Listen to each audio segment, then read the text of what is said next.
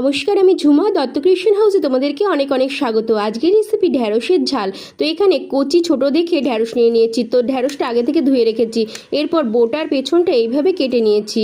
কড়াই গরম করে 2 চামচ সর্ষের তেল দিয়ে দিয়েছি। তো তেলটা গরম করে দিয়ে দেবো ফোড়ন। তো ফোড়নে দিয়েছি খুব সামান্য পরিমাণ কালো জিরে আর কাঁচা লঙ্কা। ফোড়নটা একটু ভাজা হলেই দিয়ে দেবো ঢ্যাঁড়স। তো এরপর এর মধ্যে অ্যাড করে দেবো পরিমাণ মতো নুন আর হলুদ গুঁড়ো। নুন আর হলুদ গুঁড়োটা ঢ্যাঁড়সের সাথে খুব ভালোভাবে নাড়াচাড়া করে মিশিয়ে নেব। তো একটু লাল লাল করে কম আঁচে ভেজে নেব ঢ্যাঁড়সটা। তো এরপর এর মধ্যে দিয়ে দেবো পরিমাণ মতো জলটা দিয়ে 5 মিনিট মতো ফুটিয়ে নেব যাতে ঢ্যাঁড়সটা সিদ্ধ হয়ে যায়। এরপর এর মধ্যে অ্যাড করে দেবো সর্ষে আর পোস্ত মিশিয়ে 1 চামচ বাটা। তো সর্ষে পোস্ত বাটাটা দিয়ে 2 থেকে 3 মিনিট ফুটিয়ে নিলে কিন্তু রেডি হয়ে যাবে ঢ্যাঁড়সের ঝাল। গরম ভাতের সাথে এই রকম ঢ্যাঁড়সের ঝাল হলে আর কিছুই লাগবে না। আজকের মতো এই পর্যন্তই, দেখা হবে আবার অন্য কোনো ব্লগে। ততক্ষণ তোমরা ভালো থেকো, সুস্থ থেকো।